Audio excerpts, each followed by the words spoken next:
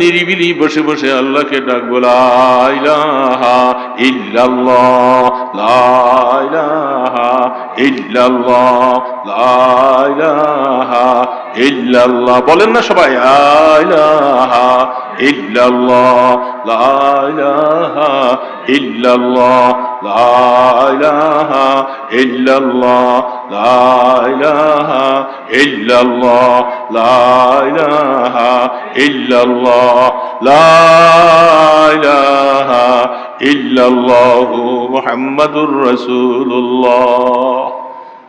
সারাদিনে কয়বার পড়ছি? আমি আল্লাহ থেকে সাহায্য চাইতেছি, আমি তো আল্লাহকে ডাকি না। কি ডাকলে সওয়াব হইতো না গুনাহ হইতো? আল্লাহ পাক মায়া করতো না যে আল্লাহ আমি শয়তানের সাথে পারি না, আমি ওর থেকে বাঁচতে পারতেছি, আমি আল্লাহকে আপনাকে ডাকতেছি, আমাকে বাঁচান, আমাকে বাঁচান, আমাকে সাহায্য করেন, আমাকে সাহায্য করেন। এই জন্য আল্লাহকে ডাকতে হবে, আল্লাহর জিকির। এটার মাধ্যমে আমি শক্তি আসবে আমার দিলের মধ্যে, কলমের মধ্যে। শয়তানকে দৌড়ানো সহজ হবে, শয়তান আমার কাছে আসতে পারবে না, কারণ আমি এখন পাহারাদারি আল্লাহ পাকের কাছে। আল্লাহ আমাকে পাহারা দিয়ে রাখে, শয়তান আমাকে কাছে আসতে পারবে। জিকির করব তো প্রত্যেক দিন? করবেন না? ফরজের পরে, নামাজের পরে, বা ফজরের পরে, ঈশার পরে, যখনই পারেন নিরিবিলি বসে জিকির করতে হবে। আল্লাহকে গোলাম না ডাকলে ডাকবে কি? এই জন্য হাদিসের মধ্যে আল্লাহ রসুল বলেন, শয়তান সবসময় ওত পেতে থাকে মানুষের কলবটাকে নষ্ট করার, যেটার কারণে নামাজ ভালো লাগে না, রোজা ভালো লাগে না, ইবাদত ভালো লাগে না, গুনার কাজ করতে ভালো লাগে, কলবটা নষ্ট হয়ে যায়। এই শয়তান চতুর্পাশে ওত পেতে বসে থাকে। আল্লাহ রসুল বলেন, তুমি যখন জিকির করবা শয়তান দূর হয়ে যাবে। এটা আল্লাহর দেওয়া ওষুধের মাধ্যমে শয়তান দূর হয়ে যাবে। আর যখন তুমি আল্লাহর জিকির থেকে গাফিল হয়ে যাবে, সে এসে তোমার কলবটাকে চেপে উঠবে। এই জন্য জিকির করা দরকার। করবো তো? ইল্লাল্লাহ ইল্লাল্লাহ ইল্লাল্লাহ ইল্লাল্লাহ ইল্লাল্লাহ ইল্লাল্লাহ ইল্লাল্লাহ ইল্লাল্লাহ ইল্লাল্লাহ ইল্লাল্লাহ ইল্লাল্লাহ ইল্লাল্লাহ ইল্লাল্লাহ ইল্লাল্লাহ ইল্লাল্লাহ ইল্লাল্লাহ। এইভাবে কমপক্ষে 400 বার। আল্লাহু আল্লাহ, আল্লাহু আল্লাহ, আল্লাহু আল্লাহ, আল্লাহু আল্লাহ, আল্লাহু আল্লাহ, আল্লাহু আল্লাহ, আল্লাহু আল্লাহ, আল্লাহু আল্লাহ, আল্লাহু আল্লাহ। 600 বার। বেশি সময় লাগবে না, নিরিবিলি বৈশা করেন, আপনি দেখবেন যে আপনার দিলটা শান্তি লাগে, অনেক শান্তি লাগবে দিলে। বহু ছেলে পেলেরা এসে আমাদের হুজুর অশান্তি, ঘুম হয় না, এইটা হয় না। আপনি জিকির করতে থাকেন, দেখবেন যে ঘুম এসে যাবে। সবকিছুর মধ্যে আল্লাহর জিকিরের মধ্যে একটা শান্তি আছে। শয়তান দৌড়াইতে হবে, শয়তানকে না দৌড়াইলে সে আমাকে ভালো কাজ করতে দিবে না, কবরের সামান তৈরি করতে দিবে না। এই জন্য আমি তাকে দৌড়াবো কিসের মাধ্যমে? জিকিরের মাধ্যমে। করবো তো ইনশাআল্লাহ। এই জন্য জিকিরের মাধ্যমে আল্লাহকে ডাকবো, আল্লাহ আমাকে বাঁচান, আমাকে বাঁচান, আল্লাহ আমাকে বাঁচান। এই জন্য জিকিরের হাকিকত যে আল্লাহকে জিকির করা, আমি আল্লাহর কাছে সাহায্য চাইতেছি। এর জন্য নিরিবিলি বসে বসে আল্লাহকে ডাকবো, লা ইলাহা ইল্লাল্লাহ, লা ইলাহা ইল্লাল্লাহ, লা ইলাহা ইল্লাল্লাহ। বলেন না সবাই, লা ইলাহা ইল্লাল্লাহ, লা ইলাহা ইল্লাল্লাহ, লা ইলাহা ইল্লাল্লাহ, লা ইলাহা ইল্লাল্লাহ, লা ইলাহা ইল্লাল্লাহ, লা ইলাহা ইল্লাল্লাহু মুহাম্মাদুর রাসূলুল্লাহ। ইল্লাল্লাহ ইল্লাল্লাহ ইল্লাল্লাহ ইল্লাল্লাহ ইল্লাল্লাহ ইল্লাল্লাহ ইল্লাল্লাহ ইল্লাল্লাহ ইল্লাল্লাহ ইল্লাল্লাহ ইল্লাল্লাহ ইল্লাল্লাহ ইল্লাল্লাহ ইল্লাল্লাহ ইল্লাল্লাহ ইল্লাল্লাহ। এইভাবে কমপক্ষে 400 বার। আল্লাহু আল্লাহ, আল্লাহু আল্লাহ, আল্লাহু আল্লাহ, আল্লাহু আল্লাহ, আল্লাহু আল্লাহ, আল্লাহু আল্লাহ, আল্লাহু আল্লাহ, আল্লাহু আল্লাহ, আল্লাহু আল্লাহ। 600 বার। বেশি সময় লাগবে না, নিরিবিলি বৈশাখ করেন, আপনি দেখবেন যে আপনার দিলটা শান্তি লাগে, অনেক শান্তি লাগবে দিলে। বহু ছেলে পেলেরা এসে আমাদের হুজুর অশান্তি, ঘুম হয় না, এইটা হয় না, আপনি জিকির করতে থাকেন, দেখবেন যে ঘুম এসে যাবে। সবকিছুর মধ্যে আল্লাহর জিকিরের মধ্যে একটা শান্তি আছে। শয়তান দৌড়াইতে হবে, শয়তানকে না দৌড়াইলে সে আমাকে ভালো কাজ করতে দিবে না, কবরের সামান তৈরি করতে দিবে না। এই জন্য আমি তাকে দৌড়াবো কিসের মাধ্যমে?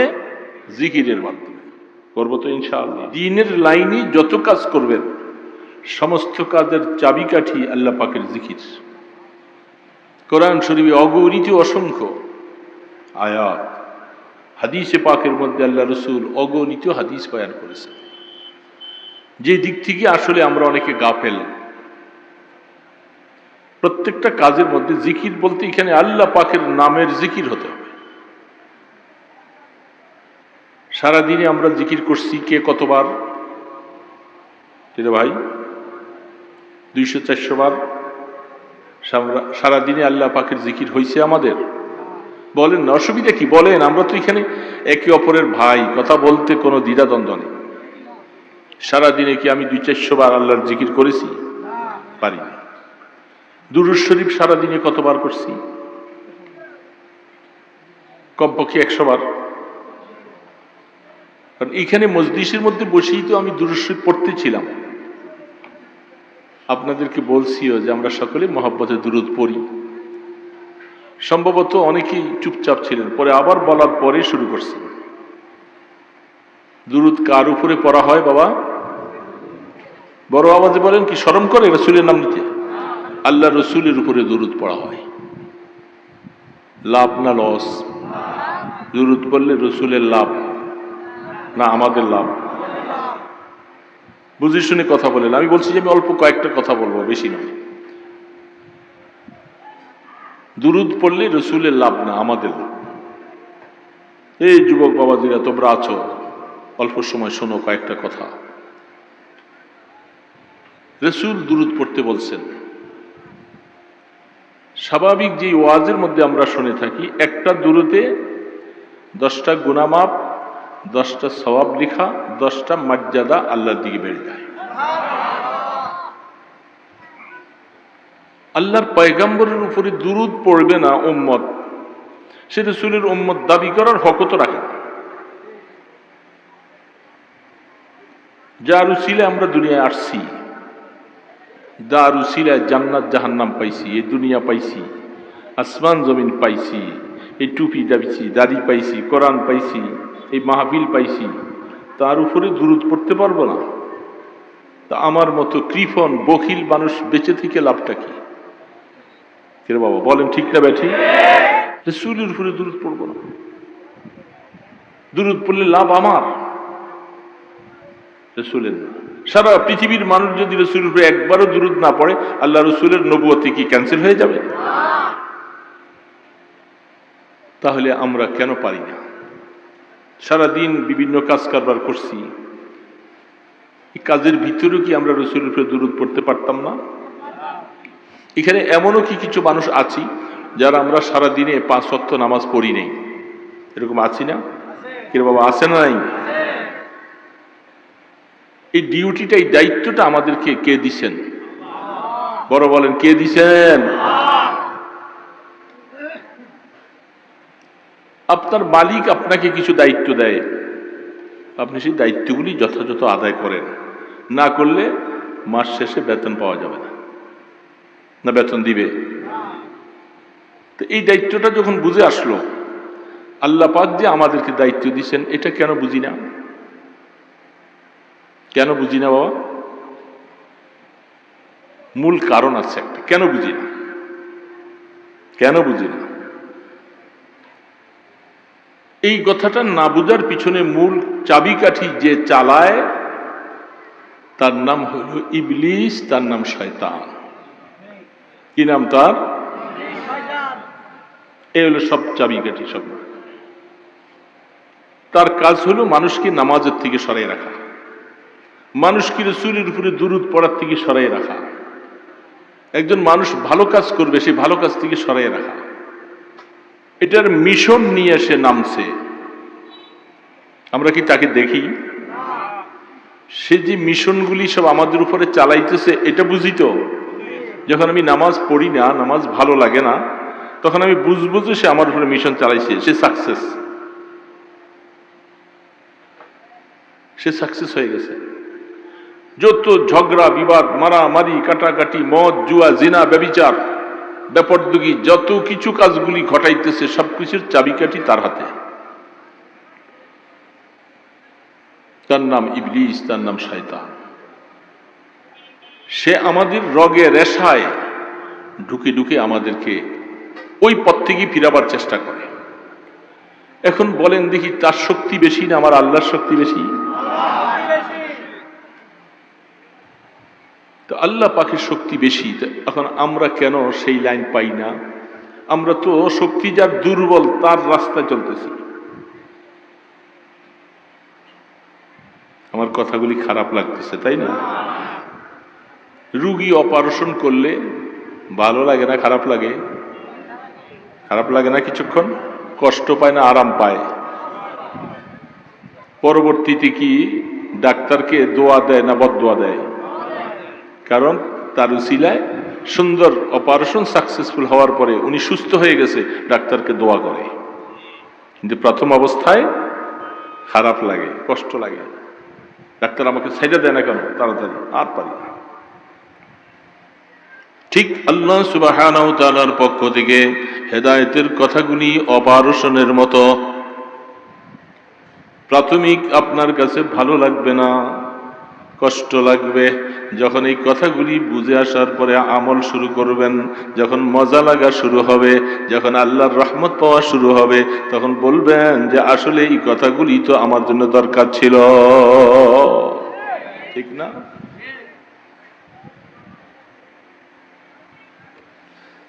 এই জন্য হেদায়েতের কথাগুলি অপারেশনের মতো লাগে। আমরা কি দুনিয়াতে সবাই থাকবো? থাকার জন্য আসছি? কেউ কি থাকছেন? সবার যাওয়া লাগবে, কোনো সন্দেহ তো নাই। এখানে যে আমরা বসছি শুধু আমরাই না, আমাদের বাপ দাদা ভাই বেড়াদার সবাই যাব। তো যাব কোথায়? ঠিকানাটা কোথায়? কবর। অনেকের ভাগ্য খারাপ হইলে কবরও ভাগ্য জুটে না, ঠিক না ভাই? ঠিক, কবরও ভাগ্য জুটে না। এমনি স্বাভাবিকভাবে কবর চিন্তা করতেছি, কবর কি একটা খুব আরামদায়ক গালিচা দালিচা, সেখানে খাট পালন তোষক এয়ার কন্ডিশন? আহা, কেন বুঝি না? চোখের সামনে কত মানুষ কবরে চলে যাচ্ছে, আমরাও সেখানে শোয়াই দিয়ে আসতেছি। কবরটা যে কি একটা অবস্থা, এই মানুষটার কি অপরাধ? তো আমাদের সাথে আরামে ছিল, ছেলে পেলেরা খেদমত করছে, সবকিছু করছে, কি অপরাধ এই লোকটাকে এখন মাটির নিচে রেখে আসছি একা একই? সবকিছুই তো তার আছে, একটা জিনিস নাই, সেটা রূহ। রূহ নাই, আর এখন সে আর মানুষের সাথে থাকার মতো তার যোগ্যতা নাই, তারা রেখে দিয়ে আসে। এই কবর তো সবার জন্যই তৈরি আছে, কি বলেন, ঠিক না? এই কবরে তো সবাইকে যাওয়া লাগবে। তো যাওয়ার জন্য এটা আমরা বুঝতেছি, সেখানে আমার কেউ নাই, বাপ নাই, দাদা নাই, আত্মীয় স্বজন নাই, কেউ নাই। সেখানে অবস্থাটা আমাদেরকে রাইখা আসলে আল্লাহ রসুল কি বলছে জানেন? যা মালাকান ফায়ুজলিসানিহি, একজন মানুষকে যখন কবরের মধ্যে কাফনে পেঁচাইয়া রেখে দেওয়া হয়, সেই তো এখন রূহ নাই, শোয়াই দিয়ে আসছে। আল্লাহ পাকের তরফ থেকে তাকে আবার কিছু সময়ের জন্য রূহটা দেওয়া হবে। দুইজন ফেরেশতা আসবে, চিনা যাবে না, মুনকার নাকির, অদ্ভুত চেহারা, দেখলেই কলিজাটা ফেটে যেতে চাবে। আসার পরে মুর্দারকে বসাবে, বসো, কাফনের কাপড়টা সরাইয়া বসাবে। তিনটা প্রশ্ন করা হবে, ফায়াকুলু আমার রব্বুক ওমা দীনুক ওমান নাবিয়্যুকাল্লাযী বুইসা ফীকুম। তিনটা প্রশ্ন। আগে প্রথম বলো, তুমি তোমার রবকে চিনো কিনা, আল্লাহকে চিনো কিনা? কে তোমাকে দুনিয়ায় পাঠাইছিল? কে তোমাকে খাওয়াইছে? কে তোমাকে মায়ের পেটের থেকে বের করেছে? মায়ের পেটে কে তোমাকে খাওয়াইছিল? আবার দুনিয়ার মধ্যে তুমি কার তরফ থেকে খাইছো? এটা ওনাকে চিনো? প্রশ্নটা প্রথম প্রশ্ন। কি প্রশ্নটা প্রথম বাবা? রব সম্পর্কে প্রশ্ন। কি প্রশ্ন? রব, রব সম্পর্কে প্রথম প্রশ্নটা। এখন বলবেন হুজুর এটা তো উত্তর সহজে দিয়ে দিতে পারবো না। সহজে দেওয়া যাবে না। রবের সাথে যদি দুনিয়ার মধ্যে সম্পর্ক ভালো থাকে, রবের কথা মতো যদি চলে থাকো, কবরে যাওয়ার পরে প্রশ্নটা করলে জবাব দেওয়া সহজ হবে, নতুবা জবাব দেওয়া যাবে না, জবান বন্ধ। 2 নম্বরে ওমা দীনুক, তুমি কি ইহুদি ছিলা, তুমি কি নাসারা ছিলা, নাকি তুমি বৌদ্ধ ছিলা, না তুমি কোন হিন্দু ছিলা, না মুশরিক ছিলা, না কাফের ছিলা? তুমি প্রশ্নটা বলো। আমাদের ধর্মের নামটা কি বাবা বলেন দেখি সবাই? ইসলাম, দ্বীন ইয়াল ইসলাম। আমরা মুসলমান, আমরা ইসলাম ধর্ম গ্রহণ করেছি। ভালো কথা, ইসলাম ধর্মের লোক তুমি। আল্লাহর পয়গম্বরের চেহারাটা দেখাইয়া বলবে, এই চেহারাটা চিনো তুমি, যাকে তোমাদের নবী রূপে পাঠাইছিল? আমরা কি নবীকে দেখছি? তাহলে আমাদেরকে প্রশ্ন করা হবে সেই নবী সম্পর্কে, যাকে হিদায়াতের জন্য এই উম্মতকে সঠিক রাস্তা, জান্নাতের রাস্তা দেখাবার জন্য যাকে পাঠাইছিলেন। এখন তো তাকে ভালো লাগে না, তার দুরূদ পড়তে পারি না, সময় পাই না, সেই সময় তার সম্পর্কে প্রশ্ন করা হবে।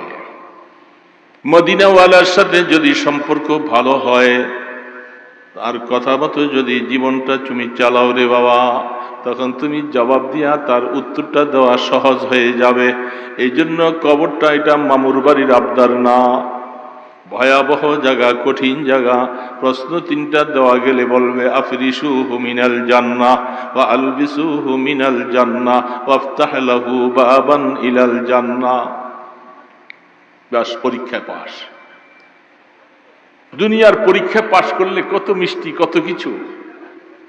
হ্যাঁ, এই পরীক্ষা পাশ করলে আর কি আর হবে? আখিরাতের পরীক্ষায় যদি পাশ করা না যায় রে বাবা, ভবিষ্যৎ বহুত খারাপ। খোদার কসম, ওইখানে যদি পরীক্ষায় কেউ ফেল হয়, আর পাশ হওয়ার কোনো সুযোগ নেই। আছে? কারণ পাশ ফেলের জায়গা তো দুনিয়া, এখান থেকে অর্জন করে যেতে হবে, তাহলেই সেখানে পাশ ফেল আসবে, রেজাল্ট ভালো আসবে। সেইখানে যে যদি রেজাল্ট ভালো হয়, আহা, এখানে হোগলায় বসে আছো, বুঝলাম, নতুবা শ্বেত পাথর দিয়ে বসছো, আর অনেক কিছুই দামি দুনিয়াতে। আর আল্লাহ পাক বলবে, ফেরেশতারা যাও, আমার গোলাম পরীক্ষায় পাশ করেছে, জান্নাত থেকে বিছনা নিয়ে আসো, তার পিঠের নিচে আরামের বিছনা বিছাইয়া দাও, জান্নাতের দিকে দরজা খুলে দাও, জান্নাতের শীতল বাতাস আসবে। আল্লাহু আকবার। আযাব তো নাই, তোমার কবরটা জান্নাতের বাগান হবে। এবং তাকে বলবে নাম কানাউমিল আরুস, এ বান্দা, এতক্ষণ যাই কিছু ডিস্টার্ব হয়েছে, দুনিয়াতে আরামে ঘুমাইতে পারো নাই, খাওয়ার জন্য কষ্ট করেছো, চাকরি করেছো, কত কিছু, ফ্যান নাই, কারেন্ট নাই, এসি নাই, গ্যাস নাই, কত কষ্ট। এক সময় কারেন্ট নাই, পানি নাই, গোসল করতে পারো নাই, আর তোমার কষ্ট হবে না। ফেরেশতা ডাক দিয়া বলবে, তুমি আরামের নিদ্রা যাও, জান্নাতের পোশাক নিয়া, জান্নাতের এই সমস্ত গালিজা দালিজার মধ্যে আরামে শুয়ে থাকো, আর কোনোদিন তোমাকে ডাক দেওয়া হবে না।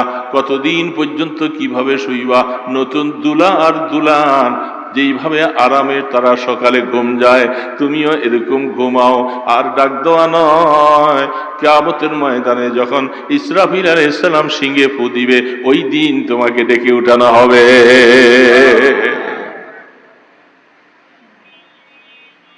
আর ডাক দেওয়া হবে না। বিশ্বাস হয়? আপনাদের বিশ্বাস হয় কথা? সবাই তো বললেন না, বিশ্বাস হয় না? হাদিস শরীফ খুলে দেখেন। তো আমরা এরকম একটা কবর বানলে খুশি, তার বিপরীত পরীক্ষা ফেল, হা হা লা আদ্রি, কিছুই বলতে পারে আমি কিছু জানি না, আমি আল্লাহকে রব চিনি না, আমার ধর্ম কি ছিল চিনি না, আমি ওনাকে ওই লোকটাকে চিনি না। বাস জাহান্নামের সাথে সম্পর্ক হয়ে যাবে, আগুন হবে কবরে, দাউ দাউ করে জ্বলবে, হালাতটা বহুত খারাপ হবে। এই যে আযাব কবরে চলতে থাকবে, একদিন, 1 বছর, 1 বছর, 1 লাখ বছর না। ইসরাফিল আলাইহিস সালাম যখন সিংহের দ্বিতীয়বার ফু দিবে, ওই দিন পর্যন্ত লাগাতার আযাব। ওই সময় সবাই কবরে, কবর থেকে উঠবে সবাই, ময়দানে হাসরে দৌড়াও। ছোট হিসাব, হিসাব হবে না? হবে না? আল্লাহর কোরআন সত্য না মিথ্যা? আল্লাহ পাক কোরআনে বলছে হিসাব হবে, ইনসাফের সাথে হবে। যে জুলুম করো নাই তাকে পানিশমেন্ট দেওয়া হবে না, যে অন্যায় করেছো তার উপরে অবশ্যই ইনসাফের সাথে বিচার হবে। মাথার 1 বিঘাতি পরে সূর্য, এখন সূর্য বৈজ্ঞানিকদের হিসাবে কত কোটি? 9 কোটি। এত মাইল দূরে, এরা কি আসলে মাপছে? তাদের বিভিন্ন মেশিন দ্বারা অনুমান করে বলছে, মাপার ক্ষমতা নেই। সূর্যের কাছে যাইয়া মাপবে? এত উপরের থেকে তাপ দেয়, কলিজা শুকিয়ে যায়, আর সেখানে সূর্যের কাছে যাই মাপবে। একটা হিসাব করছে যন্ত্র দিয়া। আর আল্লাহ রসুল হাদিসে বলছেন, কিয়ামতের ময়দানে সূর্যটা 1760 গজ উপরে, মাত্র 1 মাইল। কেমনটা লাগবে ওই সময়? কেমনটা লাগবে? ঘামের সাগরে হাবুডুবু খাবে, কলিজাটা ফেটে যাবে, কলিজাটা ফেটে যাবে, পিপাসায় কাতর হবে। এই মুসলমান বাবাজিরা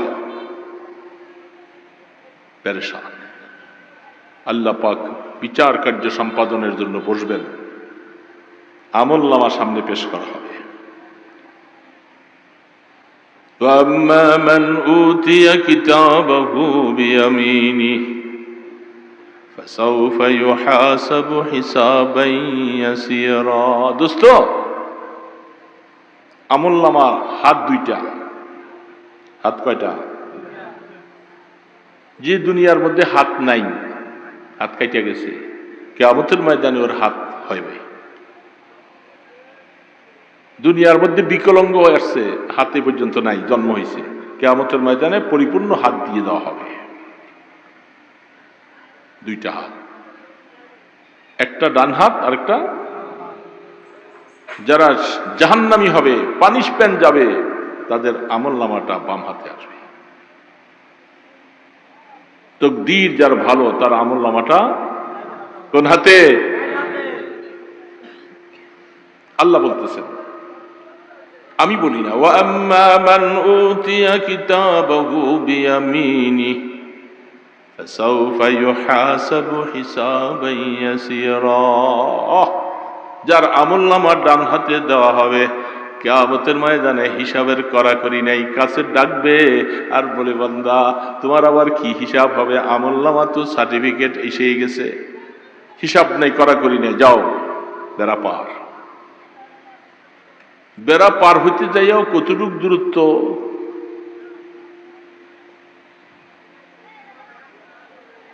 30,000 বৎসরের রাস্তা, পোলছেরা,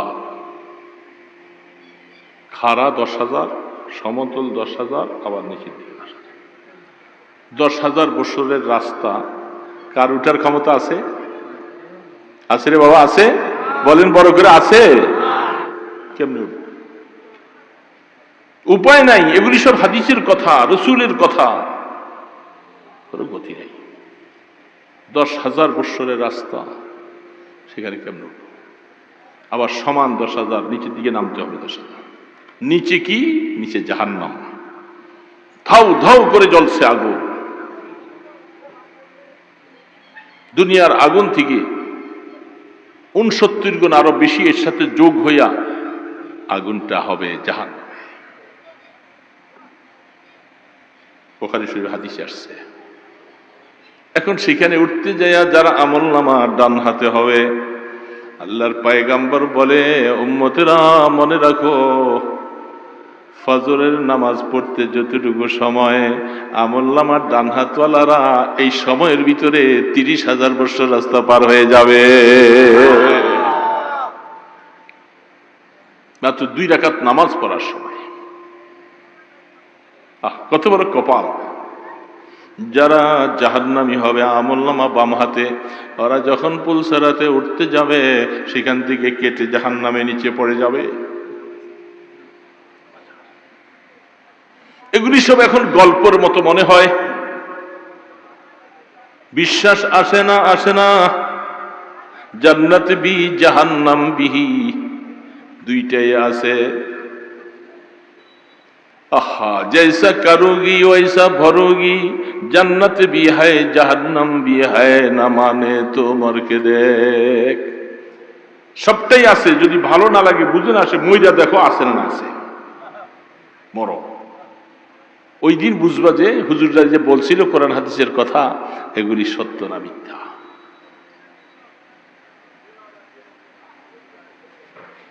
জৈসা করনা ওইসা ভরনা, যেরকম করবা ওইটা পাইবা।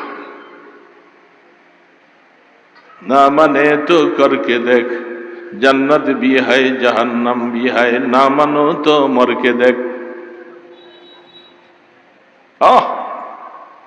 দুনিয়ার মধ্যে সামান্য একটু দেখি, চুরি করলে, উল্টা পাল্টা করলে, পুলিশের পানিশমেন্ট খাইয়া হ্যান্ডকাপ লাগিয়ে জেলখানে যাওয়া লাগে।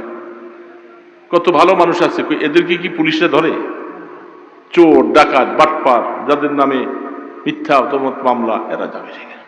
কিন্তু ভালো মানুষ রাস্তায় চলে যেতেছে। ঠিক কিয়ামতের ময়দানে দুনিয়ার মধ্যে কোরআনের কথা ভালো লাগে না, হাদিসের কথা ভালো লাগে না, আমার পয়গম্বরের কথা ভালো লাগে না, এগুলি যদি বিশ্বাস না হয়, মইরা দেখো, সেদিন বুঝবা সত্য না মিথ্যা। কেউ কেউ বলে, হুজুররা এই সমস্ত কথা কতই বলে, হুজুরের তো কি ব্যথা, কি দরকার, কি হয়েছে ওনাদের? হুজুররা বলে, এরা কি এগুলি বলার জন্য লাইসেন্স লয়ে আসছে? এরা তো উপকার করতেছে আপনার, আপনার হাতে ধরে পায়ে ধরে আপনাকে বুঝাইতেছে, ভাই আপনি কোরআন শিখেন নাই, আপনি হাদিস পড়েন নাই, আপনি এগুলি জানেন নাই, আপনি এগুলি বিশ্বাস করেন, শুনেন ওনাদের, তাদের কথা শুনো, ভালো হবে, তোমার মঙ্গল ভালো হবে। এই জন্য এগুলাকে বিশ্বাস করা চাই। কি বলেন? বিশ্বাস করতেছি তো। বিশ্বাস করা এক জিনিস, মানা আরেক জিনিস। তো আমি আলোচনার প্রথম থেকে বলতেছিলাম, ওদিকে চলে যে অল্প কথা বলবো তো শেষ করেছি। ঘড়ি কয়টা বাজে? হ্যাঁ, আর ঘড়িটা সামনে রাখলে বুঝা হয়। দোয়া করে যাব আমরা সবাই। 12টা বাজছে। আমি যে কথাটা বলতেছিলাম সেটা, এই যে আমাকে নামাজ পড়তে দেয় না, এটা ভালো কথা শুনতে দেয় না, আমাকে ভালো কাজ করতে গেলে বাধা বাধা আসে। আল্লাহ বলে আমি চাই করুক, আর শয়তান চায় না করুক। আমি কোরআন শরীফের আয়াতটা পড়েছি, আর এর সাথে মিলে একখানা হাদিস পড়েছি, সামান্য অল্প সময়, 2-4 মিনিট ইনশাআল্লাহ, এটার সাথে একটা সম্পর্ক করে দোয়া করে। এখন আল্লাহ পাক চান বান্দা নামাজি হোক, ভালো কাজ করুক, কিন্তু শয়তান চায় সেই জন্য ওগুলি না করুক। এই জন্য প্রথম কাজটা হলো, শয়তানকে গুলি করে দৌড়ানো যাবে না, বোম ফুটাইয়া দৌড়ানো যাবে না, কোনো অস্ত্র দিয়ে তাকে ধরা যাবে না। পারবেন? সেগুলার সব বাহিনী। একে কিভাবে প্রতিহত করবেন, এবং আপনি মারতেও পারবেন না, শেষ করে দিতে পারবেন না, কারণ সে কিয়ামত পর্যন্ত হায়াত লয়ে আসছে। আল্লাহ পাকের থেকে কিয়ামত পর্যন্ত তার হায়াত। এখন সে চাবে মানুষকে জাহান্নামী বানাবার। আল্লাহ সুবহানাহু ওয়া তাআলা বলেন, তাকে তুমি দৌড়াতে হলে আমি আল্লাহ তোমাকে বুদ্ধি দিয়া দেই, আমার এই ওষুধটা তুমি ব্যবহার করো, তুমি তার থেকে বাঁচতে পারবা। সেই জিনিসটার নাম হইল জিকরুল্লাহ। কি নাম বলেন তো? জিকরুল্লাহ, আল্লাহ পাকের জিকির। বলেন সুবহানাল্লাহ। আল্লাহ পাকের জিকির, এগুলি অনেক কথা শর্টকাটে বলতেছি, কারণ আল্লাহ পাকের জিকির মানুষ আমরা দেখি। আপনি রাস্তায় চলতেছেন, হঠাৎ করে মুসিবতে পড়ে গেলেন, কেউ আপনাকে মারতে আসতেছে, তখন আপনি সামনে যাকে পান চিৎকার দিয়া ডাক দিবেন না? ভাই আমি মুসিবত, আমাকে একটু বাঁচাও বাঁচাও বাঁচাও। বলেন কি বলেন না? বলেন না কেন? বুঝেন না আপনারা? আমার কথার সাথে উত্তর দিতে হয়। তখন আপনি ডাকবেন, তখন সেই লোকটা আপনাকে উপকার করার জন্য সামনে আসবে। তো ঠিক শয়তান আমাকে আল্লাহ পাক থেকে সরাবার জন্য, আমাকে মার দেওয়ার জন্য, জাহান্নামে পাঠাবার জন্য সে 24 ঘন্টা আমার পিছনে লেগে আছে। আমি তার সাথে পারি না। আমি সাহায্য চাইবো কার কাছে? এই জন্য জিকিরের মাধ্যমে আল্লাহকে ডাকবো, আল্লাহ আমাকে বাঁচান, আমাকে বাঁচান, আল্লাহ আমাকে বাঁচান। এই জন্য জিকিরের হাকিকত যে আল্লাহকে জিকির করা, আমি আল্লাহর কাছে সাহায্য চাইতেছি। এর জন্য নিরিবিলি বসে বসে আল্লাহকে ডাকবো, লা ইলাহা ইল্লাল্লাহ, লা ইলাহা ইল্লাল্লাহ, লা ইলাহা ইল্লাল্লাহ। বলেন না সবাই? লা ইলাহা ইল্লাল্লাহ, লা ইলাহা ইল্লাল্লাহ, লা ইলাহা ইল্লাল্লাহ, লা ইলাহা ইল্লাল্লাহ, লা ইলাহা ইল্লাল্লাহ, লা ইলাহা ইল্লাল্লাহু মুহাম্মাদুর রাসূলুল্লাহ। সারাদিনে কয়বার পড়ছি? আমি আল্লাহ থেকে সাহায্য চাইতেছি, আমি তো আল্লাহকে ডাকি না। কি ডাকলে সওয়াব হইতো না গুনাহ হইতো?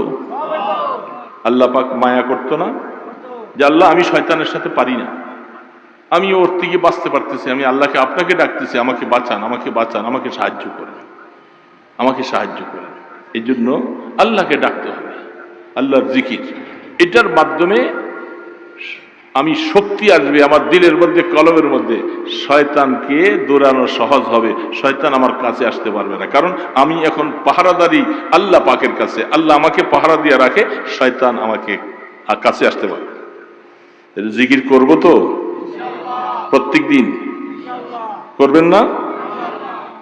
ফরজের পরে, নামাজের পরে, বা ফজরের পরে, ঈশার পরে, যখনই পারেন নিরিবিলি বসে জিকির করতে হবে। আল্লাহকে গোলাম না ডাকলে ডাকবে কি? এই জন্য হাদিসের মধ্যে আল্লাহ রাসূল বলেন, শয়তান সবসময় ওত পেতে থাকে মানুষের কলবটাকে নষ্ট করার, যেটার কারণে নামাজ ভালো লাগে না, রোজা ভালো লাগে না, ইবাদত ভালো লাগে না, গুনার কাজ করতে ভালো লাগে, কলবটা নষ্ট হয়ে যায়। এই শয়তান চতুর্পাশে ওত পেতে বসে থাকে। আল্লাহ রাসূল বলেন, তুমি যখন জিকির করবা শয়তান দূর হয়ে যাবে। এটা আল্লাহর দেওয়া ওষুধের মাধ্যমে শয়তান দূর হয়ে যাবে। আর যখন তুমি আল্লাহর জিকির থেকে গাফিল হয়ে যাবে, সে এসে তোমার কলবটাকে চেপে উঠবে। এই জন্য জিকির করা দরকার। করবো তো? ইল্লাল্লাহ ইল্লাল্লাহ ইল্লাল্লাহ ইল্লাল্লাহ ইল্লাল্লাহ ইল্লাল্লাহ ইল্লাল্লাহ ইল্লাল্লাহ ইল্লাল্লাহ ইল্লাল্লাহ ইল্লাল্লাহ ইল্লাল্লাহ ইল্লাল্লাহ ইল্লাল্লাহ ইল্লাল্লাহ ইল্লাল্লাহ, এইভাবে কমপক্ষে 400 বার। আল্লাহু আল্লাহ, আল্লাহু আল্লাহ, আল্লাহু আল্লাহ, আল্লাহু আল্লাহ, আল্লাহু আল্লাহ, আল্লাহু আল্লাহ, আল্লাহু আল্লাহ, আল্লাহু আল্লাহ, আল্লাহু আল্লাহ, 600 বার। বেশি সময় লাগবে না, নিরিবিলি বৈশা করেন, আপনি দেখবেন যে আপনার দিলটা শান্তি লাগে, অনেক শান্তি লাগবে দিলে। বহু ছেলে পেলেরা এসে আমাদের হুজুর অশান্তি, ঘুম হয় না, এইটা হয় না, আপনি জিকির করতে থাকেন, দেখবেন যে ঘুম এসে যাবে। সবকিছুর মধ্যে আল্লাহর জিকিরের মধ্যে একটা শান্তি আছে। শয়তান দৌড়াইতে হবে, শয়তানকে না দৌড়াইলে সে আমাকে ভালো কাজ করতে দিবে না, কবরের সামান তৈরি করতে দিবে না। এই জন্য আমি তাকে দৌড়াবো কিসের মাধ্যমে? জিকিরের মাধ্যমে। করবো তো ইনশাআল্লাহ। এই জন্য লম্বা লম্বা ওয়াজ হুজুররা সবাই করছে, আমি শেষের টাইমে আইসা একটু ডাল ভাতের মতো 2-4টা কথা বললাম। আমার এই কথাগুলি মনে থাকবে তো ইনশাআল্লাহ? অনেক ছেলে অনেকের বাড়িতে যাইবার সময় কি নিয়ে যাবে মনে থাকে না। এই জন্য আল্লাহর জিকির নিয়ে যাবেন বাড়িতে, পারবেন তো? সুবহানাল্লাহি ওয়া বিহামদিহি, বলেন সুবহানাল্লাহি ওয়া বিহামদিহি সুবহানাল্লাহিল আযীম। এটা পারেন না? সুবহানাল্লাহ ওয়াল হামদুলিল্লাহ লা ইলাহা ইল্লাহু সুবহানাল্লাহ ওয়াল হামদুলিল্লাহ লা ইলাহা ইল্লাল্লাহু আল্লাহু আকবার। বেশি বেশি পড়বেন, মা বোনদেরকে শিখাইবেন, দেখবেন যে জিন্দেগি শান্তির হবে। এই যে যে যুদ্ধের কথা, জেহাদের কথা যা শুনতেছেন, সাহাবায়ে কেরামরা কি করছে? এরা দিনের বেলায় যুদ্ধ করছে আর রাত্রি বেলা সেজদা দিয়ে দিয়া আল্লাহর কাছে কাঁদছে।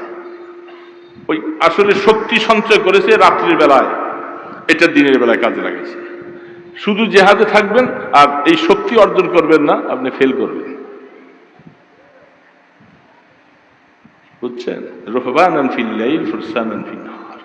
তারা রাত্রির বেলা আল্লাহর কাছে চোখের পানি ছেড়েছে, কাঁদছে, জিকির আজকার করছে, আর দিনের বেলায় ঘোড়ার পিঠে চড়ে তারা জেহাদ করেছে। যখন কোন মুজাহিদ এই অবস্থা অর্জন করবে, তখন আল্লাহ পাক তার অস্ত্রের মধ্যে শক্তি দিবে, বাতিলকে আল্লাহ প্রতিহত করে দিবে। এই জন্য যা ওয়াজ শুনেছেন আমাদের ফিলিস্তিনি ভাইদের জন্য, আমি জুমার আলোচনায় করছি, ওই দিন ফাজিলপুরে বলছি, সবখানে বলতেছিলাম, জুমার দিনে বলছিলাম, যারা পারেন এই শুধু লম্বা লম্বা বক্তৃতা দিয়ে কি লাভ হবে? আমরা তো সেখানে যাইতে পারবো না। পারবেন যাইতে?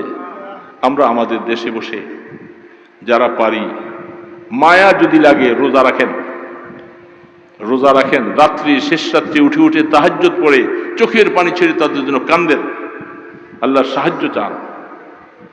শুধু এগুলি কিছু করতে না পারলে হা হা শুধু আফসুস আফসুস। আর এটা কি হবে? ও ক্ষুধার যাতায় মরে যেতে আছে কুকুর, বলে তোমার গাট্টির মধ্যে রুটি, কুকুর বা কাঁদে কেন? কয় যে ক্ষুধায়। তোর রুটি দিয়া দে, কুকুর খাইয়া পেট ভরে দেবে। এটা পারবা না, শুধু আফসুস করো, হা ফিলিস্তিনি ভাইদেরকে মারতেছে মারতেছে, এই করতেছে। আর তুমি রোজা রাখো, নামাজ পড়ো, তসবিহ পড়ো, আল্লাহ জিকির করে করে তাদের জন্য দোয়া করো, আল্লাহর জন্য ফেরেশতা পাঠিয়ে তাদের সাহায্য করে। এগুলি করব, এগুলি হলো আসল কাজ, তাহলে তাদের উপকার হবে। করবেন তো ইনশাআল্লাহ? চেষ্টা করব না ইনশাআল্লাহ? আস্তাগফিরুল্লাহ আল্লাযী লা ইলাহা ইল্লা হুয়াল হাইয়ুল কাইয়্যুম ওয়া আতুবু ইলাইহি। আস্তাগফিরুল্লাহ আল্লাযী লা ইলাহা ইল্লা হুয়াল হাইয়ুল কাইয়্যুম ওয়া আতুবু ইলাইহি। আস্তাগফিরুল্লাহ আল্লাযী লা ইলাহা ইল্লা হুয়াল হাইয়ুল কাইয়্যুম ওয়া আতুবু ইলাইহি। লা হাওলা ওয়া লা কুওয়াতা ইল্লা বিল্লাহিল আলিয়্যিল আযীম। اللهم صل على محمد وعلى آله وأصحابه وبارك وسلم। বেশি বেশি দুরূদ শরীফ পড়ব, পারবো তো ইনশাআল্লাহ? কমপক্ষে দৈনিক আমার আমলনামায় যেন আল্লাহ রাসূলের উপরে 100 বার দুরূদ শরীফ পড়ি সাল্লাল্লাহু আলাইহি ওয়াসাল্লাম। ছোট ছোট দুরূদ, বেশি সময় লাগবে না, 100 বার পড়তে 5 মিনিটও লাগবে না। আমি 5টা মিনিট আল্লাহর নবীর জন্য কি খরচ করতে পারবো না? আস্তাগফিরুল্লাহ পড়বো 100 বার, দুরূদ শরীফ পড়বো 100 বার। আলহামদুলিল্লাহি রাব্বিল আলামিন والصلاة والسلام على أشرف الأنبياء والمرسلين ربنا ظلمنا أنفسنا وإن لم تغفر لنا وترحمنا لنكونن من الخاسرين। আয় আল্লাহ, মেহেরবান দয়ালু খোদা, রাত্র গভীর হয়ে গেছে আল্লাহ, আমরা কতগুলি গুনাহগার বান্দা, শাহী দরবারে হাত তুলেছি, মেহেরবানি করে জীবনের গুনাহ মাফ করে দাও আল্লাহ। আমাদেরকে পুরোপুরি হেদায়েত দিয়ে দাও, গুনার রাস্তা থেকে বাঁচার মতো তৌফিক দান করে দাও আল্লাহ। হায়াত তো আমাদের শেষ হয়ে যাইতেছে, কবরের ডাক একদিন চলে আসবে। মা বাবা দাদা দাদি আত্মীয় স্বজন সবাই কবরে চলে গেছে। আল্লাহ তাদেরকে তুমি মাফ করে দাও। মা বাবার কবরের আযাব বন্ধ করে দাও। যাদের মা বাবা বেঁচে আছে এদের হায়াতে বরকত দিয়া দাও। সন্তানকে মা বাবার খেদমত করার তৌফিক দান করে দাও। আয় আল্লাহ মেহেরবানি করে আমাদের ছেলে মেয়ে বিবি বাচ্চা সবার গুনাহ মাফ করে দাও। সবাইকে নেক হায়াত দান করে দাও। আল্লাহ আল্লাহ বেনামাজি ভাইদেরকে নামাজি বানাইয়া দাও। সমস্ত যুবকদেরকে নামাজি বানাইয়া দাও। কবরের চিন্তা দিলের ভিতরে ঢুকাইয়া দাও। আখিরাতে কেমন করে তোমার কাছে মুখ দেখাবো সেই চিন্তাটা দিলের মধ্যে দিয়ে দাও। আল্লাহ কিয়ামতের ময়দানে আমলনামা ডান হাতে দিও। আল্লাহ মাথার উপরে সূর্যের তাপ যখন হবে তোমার আরশের নিচে আমাদেরকে একটু জায়গা দিও। আল্লাহ আয় আল্লাহ মেহেরবানি করে আমাদের ফিলিস্তিনের ভাইদের উপরে রহমত নাজিল করো। আল্লাহ আসমানি সাহায্য করো। আল্লাহ হামাসদের শক্তিকে বাড়াইয়া দাও। আল্লাহ ইসরায়েলের উপরে তোমার নারাজগি পয়দা করে দাও। সমস্ত ইহুদিবাদকে খতম করে দাও। আল্লাহ আল্লাহ মেহেরবানি করে তাদেরকে তুমি শক্তি দান করো। আল্লাহ এই মাহফিলকে কবুল করো। মাহফিলের দ্বারা অর্থ দিয়েছে সবাইকে কবুল করো। মাদ্রাসাকে কবুল করে লাও। আল্লাহ আল্লাহ মেহেরবানি করে আমাদের সমস্ত দরখাস্তগুলি কবুল করে লাও। মদিনাওয়ালার দরবারে লক্ষ কোটি গুণে দুরুদ ও সালামের হাদিয়া পৌঁছাইয়া দাও। আল্লাহ আপনার ইসমে আজমের উসিলায় দোয়া কবুল করে লাও। সাল্লাল্লাহু তাআলা আলা খায়রি খালকিহি মুহাম্মাদিন ওয়া আলা আলিহি ওয়া আসহাবিহি আজমাইন বিরহমাতিকা ইয়া আরহামার রাহিমিন।